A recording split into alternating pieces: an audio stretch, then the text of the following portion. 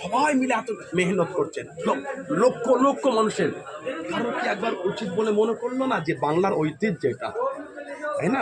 দ্বারকেশ্বর যখন বাংলার ঐতিহ্য যেরকম একটা, যেমন ইসলাম সম্প্রদায়ের ফুরফুরা সেই বাংলার ঐতিহ্য, তাদেরকে ন্যূনতম দায়িত্ব বলে হলো না যে এই জায়গাটাকে সুন্দর করে কভারেজ করে বাংলার ঐতিহ্যকে সুন্দর করে সাজিয়ে এবং সম্প্রীতির ওপর সামান্য কিছু লিখে, যেখান থেকে আজ ফুরফুরা শরীফ 800 বছর ধরে সম্প্রীতির বার্তা দিয়ে আসছে, সেই ফুরফুরা শরীফের সম্প্রীতি একটা জায়গায় তাকে তো একটা সুন্দর নিউজ করে বাংলার জনগণের কাছে এবং বিভিন্ন ল্যাঙ্গুয়েজ সেটা করে পৃথিবীর মানচিত্রে পৌঁছে দিন, এটা কি তাদের ন্যূনতম দায়িত্ব হলো না?